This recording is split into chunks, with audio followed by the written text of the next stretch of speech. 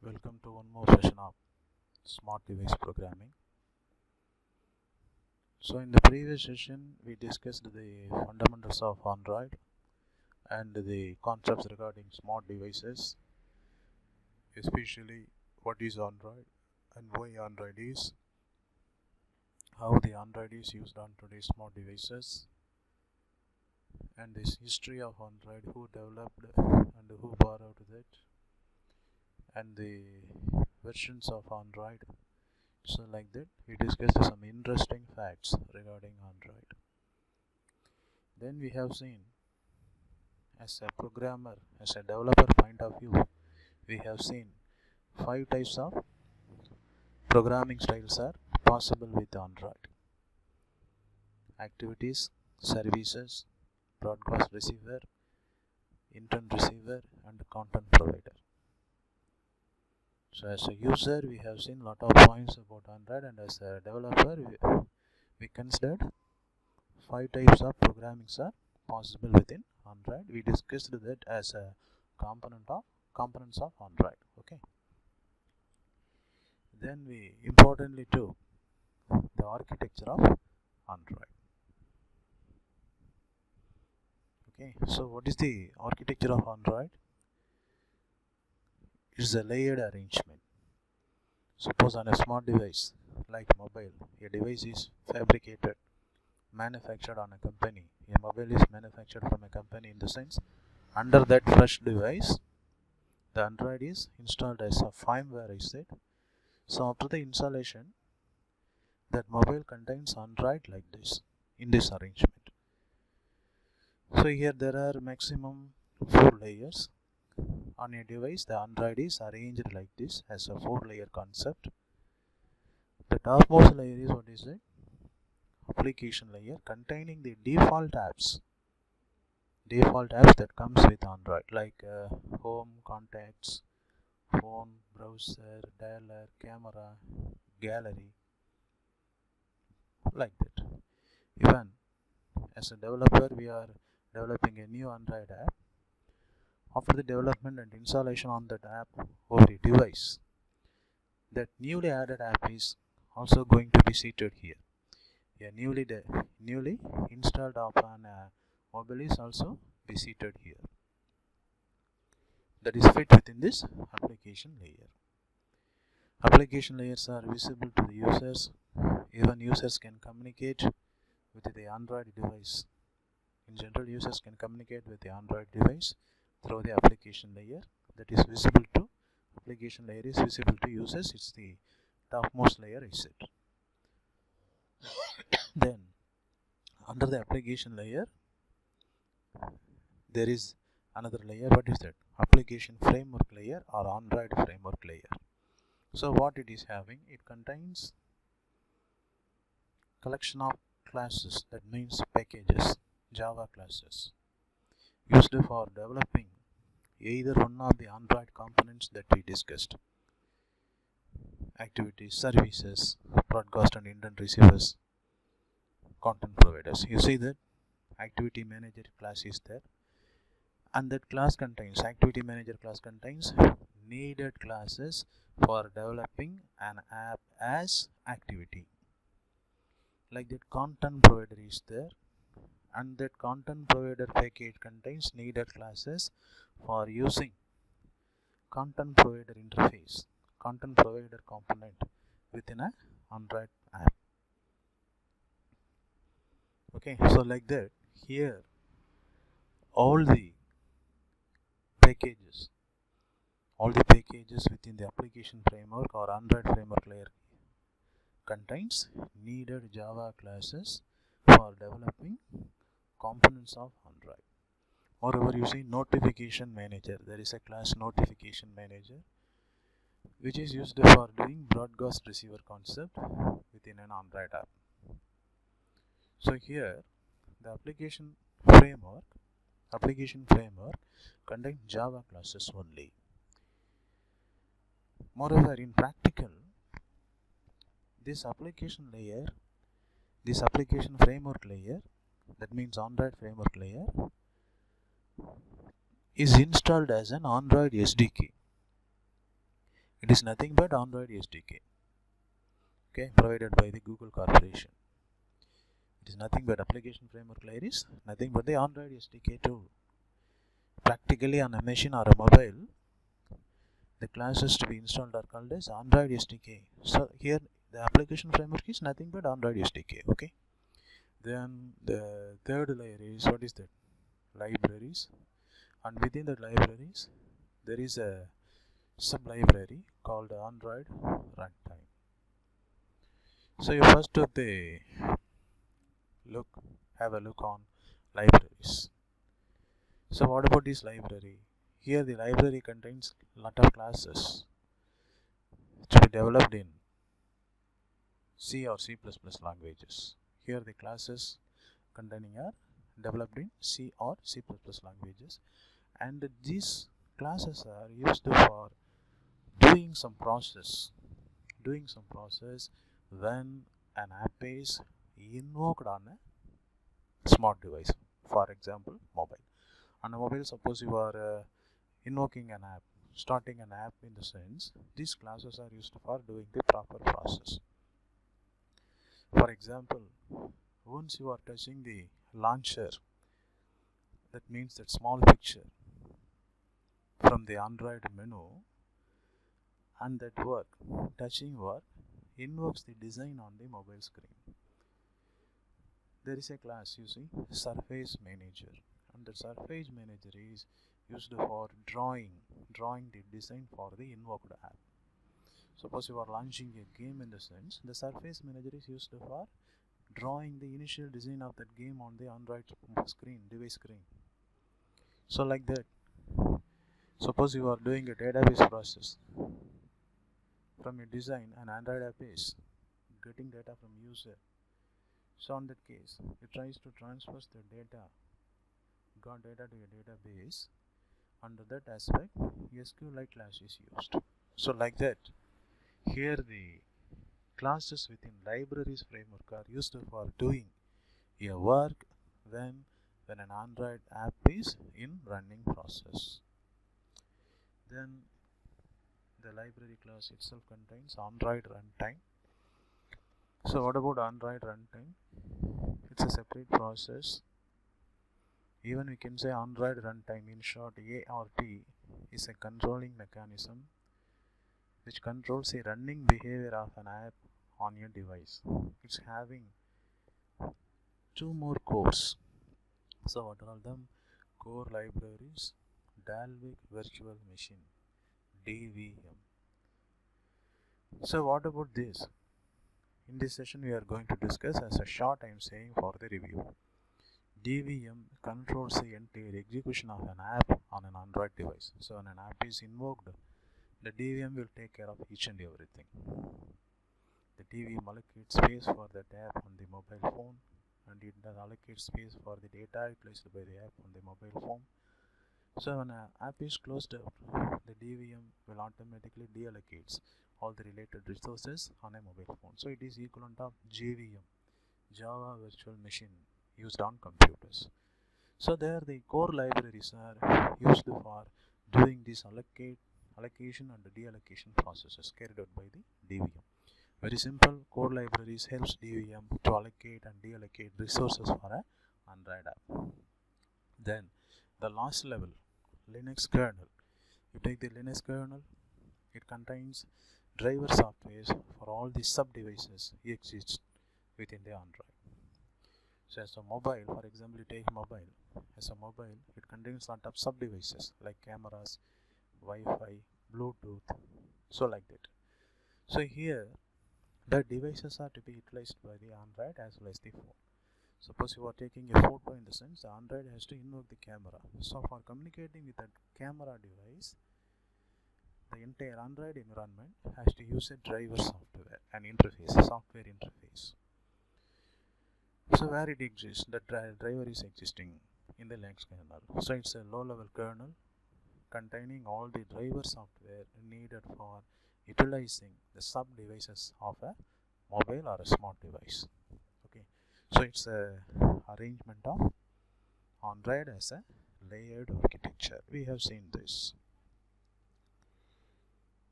So these are all the points we discussed. I summarized that. Okay, so now we have to take a broader look over on-ride runtime. So what is on-ride runtime, in short A or T? It's an environment, controlling environment. Okay, the on-ride runtime ART is a controlling environment, popularly known as Dalvik runtime environment, DRE. The another name, popular name of on-ride runtime is the base name. The popular name is, what is that I am saying? Dalvik runtime environment. It is equivalent of Java runtime environment, JRE. So in computer environment, JRE is there. Within on-ride environment, DRE is there. So why such arrangement is needed? Very simple. Suppose you take a Java process on a computer. So under computer, what we are doing on Java programming, first we are writing the Java code, and that one is called as Java source file. Okay, one more speciality is there about Java. Java is having both compiler and interpreter. Other languages are only having either compilers or interpreters. As a language, Java is having both translators, compilers and interpreters. So the Java compiler, JavaC Winnovel, compiles the Java source file, program written by us as a Java source file, into class file. That means bytecode. So we know well up to that. So what we are doing after compilation, after the generation of bytecode, by using the Java interpreter, we are running that on a computer. So here the computer is having, as a device, computer is having more memory than the mobile. Moreover, a class file is sitting under the memory until the JVM deallocates. Mind it, here we are collectively using 2 times. Even within Android, 4 times. Under computers we are using, in the Java field we are using 2 times. JRE, Java Runtime Environment, and JVM, Java Virtual Machine. So what is the difference between JRE and JVM? Any relationship is there in between JRE and JVM? Yes. JRE, Java Runtime Environment, is the time period of a Java program to be executed within a computer. JRE is started with the execution process of a program, and it completes when the program terminates. It's known as, what is that? JRE. So during that period, some tools like JavaC, Java, even you heard one more word, RMI, remote method invocation, binding, source binding, that means client binding, server binding. So for that one, for doing the work Java process, we are using some tools, JavaC, Java, RMI, so like that. So the tools, the overall tool collection is known as JVM. JRE, Java Runtime Environment, is the period of a Java program execution. JVM is the collection of tools used during the execution period of a Java program. Okay, so within JRE, JVM is used. So you put it on your mind. Like that, DRE, Dalvik Runtime Environment, or Android Runtime Environment, is nothing but the execution time of an app within a smart device. For example, within a mobile. Okay, so during that Android runtime, that means DRE, some tools are used, and the tool collection is known as, what is that? Dalvik Virtual Machine. Okay, so now you put a concept on your mind. After the compilation of a Java program and the generation of class file, that programs, that converted bytecodes, are executed by the Java interpreter. That's all. Suppose the generated class file is huge in size. We cannot know what about the size of the generated class file is. It is generated process, automated process, generated by the Java compiler. So in initial stage, we cannot know the size of a class file, Java class file. And that one is not a matter where in case of computer, because computer is having larger memories. So that is not a problem for which one? Computer. But it's a major problem under the mobile. Whenever Android is running on mobile and that environment is having limited resources. We discussed that. Limited power supply and limited memory. So in order to run a Java process with this restriction, in order to run a Java process under such restricted environment, the generated class files are not directly applied. So what is needed? One more optimization is needed. That means after the compilation of a Java source file into class file, that class files are to be once again optimized, and that one is carried out by which one? Dex compiler, DX. So what about Dex compiler? It's under DVM, Dalvik Virtual Machine. I said DVM is the collection of tools used within DRE in the Android field. So Dex compiler converts the converted class file into a Dex file,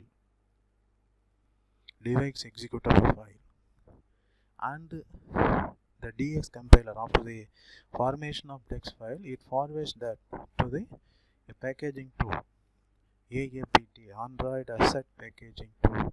The AAPT combines and compresses all the needed files, converted files, into a final package. We know what is that? APK, Android package file, that we are using as a user. We are downloading from Play Store and installing the app as APK file. So what is the main need of Android runtime under Dalvik Virtual Machine? That means DRE, Android runtime, DRE and Dalvik Virtual Machine, DVM, is the generated Java source code is optimal for computer. That is actually the generated class file is not producing any problems on computers because the size of the computer memory is large. There is no need of optimization, but as a device, small devices are having limited processing power, limited memory and limited power supply.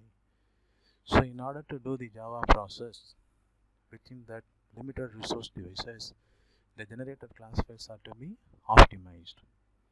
Size is to be optimized. For that one, the Android runtime, that means DRE is used. The DRE uses DVM tools. One example, two examples here we have. So this, what is that?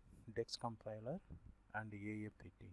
So with the aid of Dex compiler and AAPT, the converted class files are finally compressed as APK files, and the APK files are to be installed on various devices. So it's in need of Android runtime. Okay, so these are all the points I said. Here you have another look of Android runtime. So as usual, the generated class file is fed to which one? Dex tool, and the Dex tool is preparing the package containing three types of files. One is the Dex file, the compressed class file, data files, any database if used, resource files containing the designing of that Android app. And the three files, data files, Dex files, resource files, are compressed as a single pack by the AAPT tool, and that AAPT tool is generating APK file. So now that APK file is globally shareable over all the devices, all the smart devices. Okay. So here the environment is DRE. The used tool within that environment is known as DVM. Okay. So what are the tools used here? So here the point I said DRE is equal to JRE. So what is the naming reason of Dalvik? I said it was designed by a person from Iceland, from Europe country, Dan Bornstein. He wrote the DRE and produced DVM collection. He belongs to a city, river city from Iceland, Dalvik. So he put his name, the city name, for his packaging tool. Okay, it's the naming reason of Dalvik. Then we have to discuss about the tools needed for developing Android app in detail. First we'll take which one? Java. So what it is? Winnable platform independent tool. Java is a platform independent tool. So what is platform independent say? I said before the commencement of Java, all languages used are platform dependent. First of all, what is the meaning of platform? Platform is the arrangement of hardware components and the OS operating system on a computer. Three popular companies, IBM, International Business Machine IBM, Macintosh or in short Mac, and Sun Solaris. The three companies formulated the rules for manufacturing computers. The three companies gave rules and regulations for forming the computers, designing, hardwarely forming the computers, where processor is placed, where memory is placed, how the memory and the processors are connected. So the three companies are giving rules for manufacturing computers. So the entire manufacturing terminology will differ. So that is what is that arrangement of component platform. Most of the computers today are using IBM compatible rules. Here we are using machines, here we are using our following which one? IBM rules. Fewer computers are using Mac rules, and companies like larger business companies are using Sun Solaris rules. Maximum Sun Solaris is used on networking environment. So there are three architectures, that means three platforms exist today.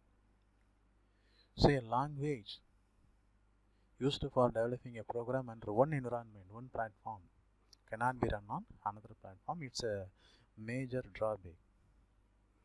So these existed before the commencement of Java, even before the commencement of internet.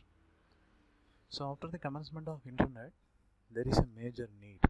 A program is to be run on any machine. So under that, the Java was designed. It's a platform independent language. Programs written in Java is run on any machine today, run on any device. As today concept, the Java program is run on any device. The next thing is, what is that? Object oriented. Java supports full object oriented concepts. There are four powerful concepts that exist within object oriented programming. First one is inheritance, renewal, acquiring the properties of existing to a new class. Polymorphism, changing the rule by using the same name. That means one form with a different meaning. Within OOPs, polymorphism exists by means of functions and operators. In Java, only functional polymorphism is allowed at maximum. Encapsulation, binding the data and the related method as a single pack. That is what is known as what it is called encapsulation. Even we can say an example for encapsulation. First we have to discuss the advantage of encapsulation. Suppose you are defining a Java class student. So it contains all the related examples. That means related data, student name, roll number, marks, so like that. And it contains all the needed functions.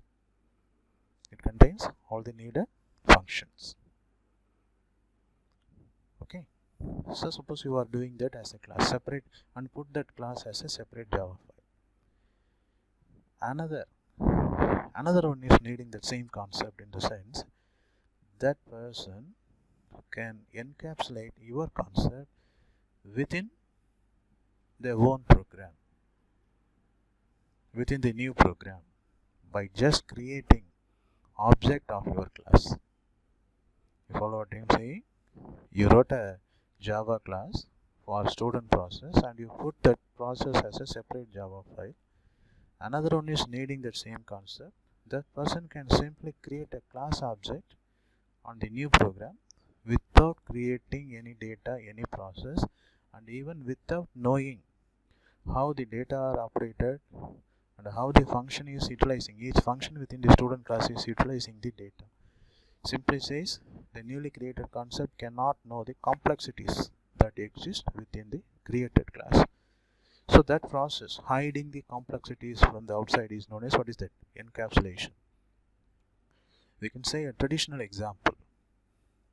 So what is that? You take the capsules in the field of medicine. You take the capsules. We are using capsules for certain diseases, certain problems.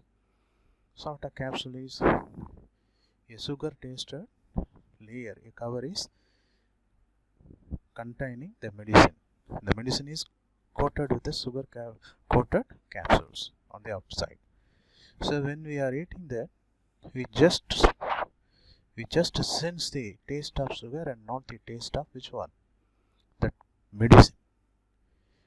Basically the medicine is having an unwanted taste, a souring taste for example you take, and that taste, unwanted taste is hidden by the sugar capsule. So what is that? That is encapsulation. Okay. Then the last one, abstraction. Brief description of data and method.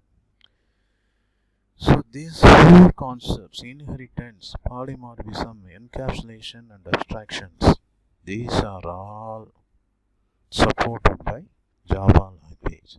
So once an app, once a software, once a program written by using all these, that program, that software, that app is having longer lifetime and it can be easily upgraded and it can be easily modified.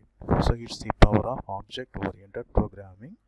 Java is supporting all these said four concepts. Okay.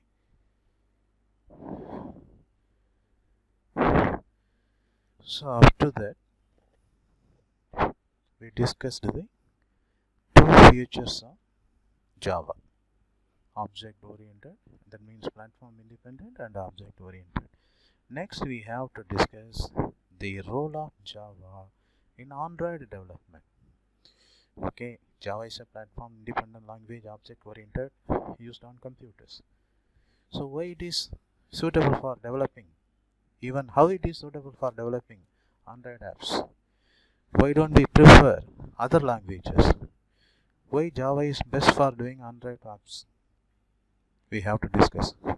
Even today, a new language called Kotlin, Kotlin. Kotlin is used for developing Android apps also. So what about Kotlin? It is nothing but JavaScript like language. But basically, as a maximum, Java is used for developing Android apps. So next we have to discuss the role of Java in Android application development. Why Java is optimal for developing Android application, we have to discuss that. So we will see that concept on next session. Thank you one and all.